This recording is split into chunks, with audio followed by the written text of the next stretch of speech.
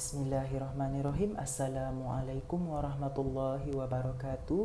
Dan juga salam sejahtera cikgu ucapkan dekat semua para pelajar yang tengah tengok video ini. Okey,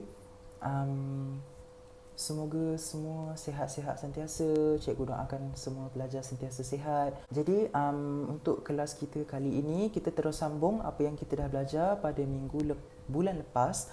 Bulan lepas kita dah tengok kepada bab 7, geografi tingkatan 2. Jadi untuk kelas kita kali ini, kita akan beralih pula kepada geografi tingkatan 2 bab 8. Tajuk bab 8 ialah jenis dan kemajuan pengangkutan di Asia. Okey, kita akan tengok jenis-jenis pengangkutan yang ada dekat Asia ni. Okey, untuk bab 8 ini, iaitu jenis kemajuan dan pengangkutan di Asia ni, dia terbahagi kepada 3 subtopik ataupun tajuk-tajuk kecil, iaitu 8.1 jenis pengangkutan di Asia, 8.2 kemajuan pengangkutan di Asia, dan yang ketiga iaitu 8.3 ialah kesan pengangkutan terhadap masyarakat, ekonomi dan juga alam sekitar di Asia. Jadi tanpa membuang masa, kita terus masuk kepada tajuk 8.1 iaitu jenis pengangkutan di Asia. Okey, kita akan tengok jenis-jenis pengangkutan yang terdapat dekat Asia. Kita tengok poin yang pertama dekat situ.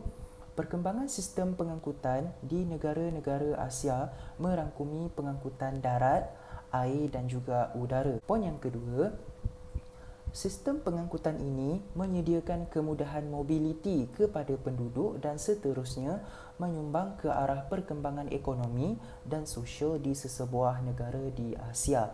Okey, apakah yang dimaksudkan dengan menyediakan kemudahan mobiliti kepada penduduk? Okey, first, cikgu nak pelajar semua fokus kepada perkataan mobility. Mobility ni berasal daripada perkataan mobile.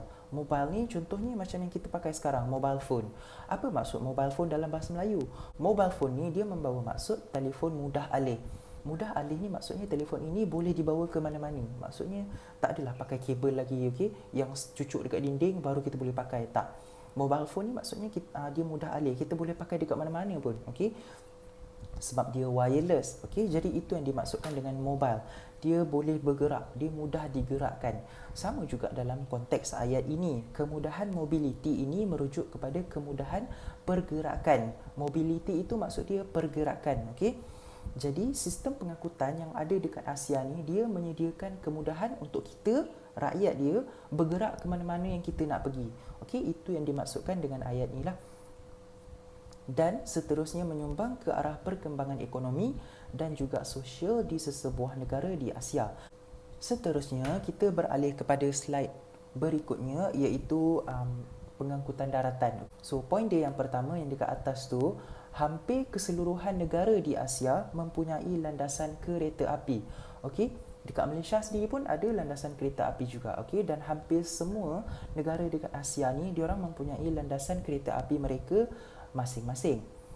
Jadi kita akan tengok dulu untuk landasan kereta api yang pertama iaitu landasan kereta api India. India mempunyai jaringan landasan kereta api terbanyak di dunia. Okey, negara India ini dia mempunyai jaringan landasan kereta api yang paling banyak. Bukan dekat Asia, okey, tapi di dunia. Di serata dunia, India ini dia mempunyai jaringan landasan kereta api yang paling banyak. Poin yang kedua, panjang landasannya adalah sejauh 66,687 km. Okey, jadi itu ialah landasan kereta api yang pertama. Landasan kereta api yang kedua ialah landasan kereta api Trans-Siberian. Landasan kereta api ini ialah sepanjang kira-kira 9,288 km, terletak di Rusia. Okey, daripada perkataan Siberia tu, okey, kalau kita tengok dekat nama dia tu Trans-Siberian, Siberia ni dia terletak dekat Rusia lah. Okey, landasan kereta api ini dia menganjur daripada Moskow hingga ke Vladivostok. Okey, nama tempat itu Vladivostok. Okey, satu tempat dekat Rusia juga. Okey, seterusnya kita beralih pula kepada landasan kereta api yang ketiga iaitu landasan kereta api Shinkansen. Okey, Rasanya kalau pelajar dengar perkataan Shinkansen pun dah tahu dah dia daripada negara Jepun, sebab sebutan dia pun dah tahu macam daripada negara Jepun, betul tak? Landasan kereta api Shinkansen. Okey, landasan kereta api ini terletak di negara Jepun. Okey, merupakan pengangkutan kereta api berkelajuan tinggi ataupun diorang panggil sebagai bullet train. Okey, dia paling cekap dan efisien di Jepun. Sebab apa dia efisien dan cekap? Sebab bullet train ni nama pun bullet train. Kenapa bullet train? Sebab dia laju. Okey, dia boleh bergerak dalam kadar yang laju. Sebab itu nama dia bullet train. Okey, poin yang ketiga, kelajuan bullet train ini boleh mencecah 320 km per jam. Okey, dalam sejam dia boleh mencecah jarak sejauh 320 km. Okey, sebab itu dia dikenali sebagai bullet train sebab dia sangat-sangat laju. Okey. Jadi itu ialah landasan kereta api yang ketiga, iaitu landasan kereta api Shinkansen di Jepun. Seterusnya, landasan kereta api yang keempat iaitu kereta api berkelajuan tinggi di Korea Selatan. Okey, South Korea. Poin yang pertama, panjangnya melibatkan 3 stesen utama iaitu Suso 61.1 km, Wonju Gangnam 120.7 km dan Honam okey 182.3 km. Okey, ini ialah 3 stesen utama yang terlibat dalam kereta api berkelajuan tinggi dekat Korea Selatan ni. Kelajuan dia, kereta api berkelajuan tinggi dekat Korea Selatan ini, kelajuan dia boleh mencecah 350 km sejam. Okey, kalau macam dekat Shinkansen dekat Jepun tadi, dia boleh mencecah 320. Kalau dekat Korea, dia boleh sampai 350 km sejam. Okey. Jadi itu ialah yang keempat, dan yang terakhir, kereta api yang terakhir ialah landasan kereta api berkelajuan tinggi Beijing Shanghai. Okey, kita tengok poin yang pertama. Dengan adanya landasan kereta api ini, masa perjalanan antara Beijing ke Shanghai dapat dipendekkan. Okey. Dan yang kedua, kelajuan dia boleh mencecah 250 km sejam hingga 300 km sejam. Antara jarak itulah dia boleh mencecah kelajuan itu. Okey, jadi landasan kereta api ini dia memendekkan lagi jarak. Maksudnya kalau sebelum ini diorang memerlukan masa yang lama untuk bergerak daripada Beijing ke Shanghai. Tapi dengan adanya kereta api ini dia dah memendekkan masa tu. Okey, jadi dekat sini cikgu sertakan sekali peta di mana terletaknya landasan-landasan kereta api yang kita dah bincangkan tadi. Okey, pelajar boleh tengok ada landasan kereta api India. Okey, lepas tu ada landasan kereta api Trans-Siberian, ada landasan kereta api Shinkansen, lepas tu ada kereta api berkelajuan tinggi di Korea Selatan, dan yang terakhir sekali warna hijau tu landasan kereta api berkelajuan tinggi Beijing Shanghai. Okey, kalau boleh tengok semua anak panah dia tu, dia ada tunjuklah dekat mana terletaknya lokasi landasan-landasan kereta api ini. Okey, seterusnya kita beralih pula kepada pengangkutan udara. Tadi kita dah tengok darat, sekarang kita beralih pula kepada pengangkutan udara. Bila cikgu sebut pengangkutan udara, perkataan benda pertama yang kita fikir ialah kapal terbang, betul tak? Okey, lapangan terbang ini dia merupakan antara salah satu pintu masuk utama kepada sesebuah negara. Hampir semua negara dekat Asia ni dia mempunyai lapangan terbang dia sendiri. Jadi kita tengok dulu kepada peta ni. Okey, cikgu akan tunjuk dulu peta dia. Okey, ini ialah peta di mana terletaknya lapangan terbang utama dekat Asia ni. Yang pertama ini, okey, yang ada tunjuk ni ialah lapangan terbang antarabangsa Domodedovo dekat Moskow. Okey, nama dia ialah lapangan terbang antarabangsa Domodedovo di Moskow. Lapangan terbang yang kedua ialah ni, yang dia tunjuk ni ialah lapangan terbang antarabangsa Dubai. Okey, ini ialah lapangan terbang antarabangsa Dubai. Yang ketiga ialah lapangan terbang antarabangsa Kuala Lumpur lah dekat negara kita. Okey, KLIA.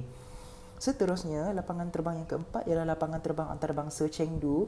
Chengdu ni dia terletak di China. Okey, terletak di negara China yang dia tunjuk tu. Yang kelima ialah lapangan terbang antarabangsa Tokyo. Okey, lapangan terbang antarabangsa Tokyo ni terletak di Jepun. Yang keenam ialah lapangan terbang antarabangsa Hong Kong. Okey, terletak di Hong Kong. Dan yang terakhir ialah lapangan terbang antarabangsa Changi. Changi ni terletak di Singapura. Okey, ini merupakan 7 lapangan terbang antarabangsa yang terdapat di Asia lah. Okey, dekat setiap negara. Kita akan tengok setiap satu. Kita terus masuk kepada lapangan terbang yang pertama ni. Okey, ini ialah lapangan terbang antarabangsa Domodedovo dekat Moskow. Salah satu hub penerbangan terbesar di Rusia yang mengendalikan 28.5 juta penumpang pada tahun 2016. Okey, maksudnya 28.5 juta penumpang ni dia diambil semasa pada tahun 2016 lah. Statistik dia diambil pada 2016. Seterusnya kita tengok pula kepada lapangan terbang yang kedua, iaitu lapangan terbang antarabangsa di Dubai. Okey, lapangan terbang ini merupakan lapangan terbang yang tersibuk sekali di dunia dan dia mengendalikan 83.6 juta penumpang. Okey, dan statistik ini juga diambil pada tahun 2016. Okey. Jadi lapangan antarabangsa Dubai ini dia merupakan lapangan terbang yang tersibuk, yang paling sibuk di dunia. Nak dibandingkan dengan semua, dia yang paling sibuk. Okey. Yang ketiga ialah lapangan terbang antarabangsa Kuala Lumpur. Kuala Lumpur terletak di Malaysia lah. Okey, pelajar semua tahu. Okey, salah satu hub penerbangan utama di Asia Tenggara dan mengendalikan 52.6 juta penumpang, dan statistik ini diambil pada tahun 2016 juga. Yang keempat ialah lapangan terbang antarabangsa Chengdu. Okey, boleh tengok dekat peta tu dekat mana terletaknya Chengdu, yang dekat bawah tu dia tunjuk. Okey, hub penerbangan terbesar di China iaitu tengah dan barat dan mengendalikan 46.0 juta penumpang pada tahun 2016. Okey, statistik dia diambil pada tahun 2016. Yang kelima, lapangan terbang antarabangsa Tokyo. Ini ialah lapangan terbang yang kelima. Okey, lapangan terbang ini merupakan salah satu daripada dua lapangan terbang utama di Greater Tokyo dan mengendalikan lebih daripada 80 juta penumpang, dan statistik ini diambil pada tahun 2016. Okey, boleh tengok kepada peta untuk tengok dekat mana terletaknya lapangan terbang antarabangsa Tokyo ni. Okey, dan yang keenam ialah lapangan terbang antarabangsa Hong Kong. Okey, boleh tengok dekat peta juga dekat mana terletaknya lapangan terbang antarabangsa Hong Kong ni. Okey, lapangan terbang ini unik kerana tapaknya wujud akibat penambakan laut dan mengendalikan 70.5 juta penumpang pada tahun 2016. Okey, dia terbentuk selepas penambakan laut. Maksudnya dia ada kawasan laut, lepas tu kawasan laut itu diorang tambak, dan apabila diorang dah tambak, diorang jadikan kawasan itu sebagai lapangan terbang. Dan yang terakhir sekali ialah lapangan terbang antarabangsa Changi. Changi ini terletak di Singapura. Boleh tengok kepada peta. Okey, kedudukan Singapura dengan Malaysia dekat-dekat saja, betul tak? Dia dipisahkan oleh satu lautan yang kecil, lepas tu ada Singapura. Okey, Singapura ini merupakan negara pulau. Okey, jadi kita boleh tengok dekat situ lapangan terbang terbaik di dunia dan mengendalikan 58.7 juta penumpang pada tahun 2016. Okey, jadi ini merupakan penerangan bagi setiap lapangan terbang ini dan dekat mana terletaknya lokasi setiap lapangan terbang ni lah. Okey, 7 lapangan terbang ini. Okey, jadi ini merupakan pengangkutan udara yang terdapat di Asia. So kita dah tengok pengangkutan darat dan juga pengangkutan udara. Seterusnya kita beralih pula kepada pengangkutan air. Okey, untuk pengangkutan air, pelabuhan merupakan komponen yang penting terutamanya dalam urusan perdagangan. Okey, kita banyak menggunakan pengangkutan air untuk urusan perdagangan. Jadi, cikgu tunjukkan dulu peta untuk pengangkutan air ni. Ini merupakan peta di mana terletaknya empat pelabuhan di Asia ni. Okey. Yang pertama yang dia ada tunjuk ni ialah pelabuhan Jawaharlal. Okey, pelabuhan Jawaharlal ni dia terletak di India. Yang kedua, yang ini, okey, pelabuhan ini ialah pelabuhan Tokyo. Dia terletak di Tokyo, terletak di Jepun, sorry. Dan yang ketiga ialah pelabuhan Hong Kong. Pelabuhan Hong Kong ni dia terletak di Hong Kong lah. Dan yang terakhir ialah pelabuhan Singapura yang terletak di Singapura. Jadi kita akan tengok dulu pelabuhan yang pertama, iaitu pelabuhan Jawaharlal yang terletak di India.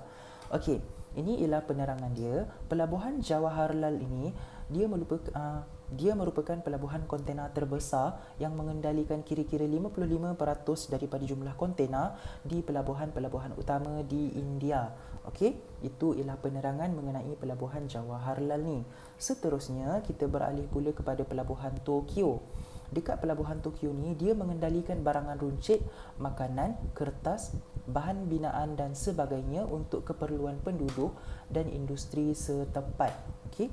Jadi kita boleh tengok dekat setiap pelabuhan ni dia mempunyai fokus yang tersendiri. Dia mempunyai fungsi masing-masing yang berbeza-beza daripada pelabuhan-pelabuhan lain. Pelabuhan yang ketiga ialah pelabuhan Hong Kong. Okey, untuk pelabuhan Hong Kong ni salah satu pelabuhan paling sibuk di dunia dan terlindung daripada bencana alam. Okey, pelabuhan Hong Kong ni juga dia mempunyai sistem yang efisien dan sistematik. Okey. Dan pelabuhan yang terakhir ialah pelabuhan Singapura. Kita tengok kepada tajuk-tajuk sebelum ini. Okey, pelabuhan Singapura ini dia merupakan salah satu pelabuhan yang tersibuk di dunia. Okey, dan dia mampu menampung kira-kira 1000 kapal kontena pada satu masa.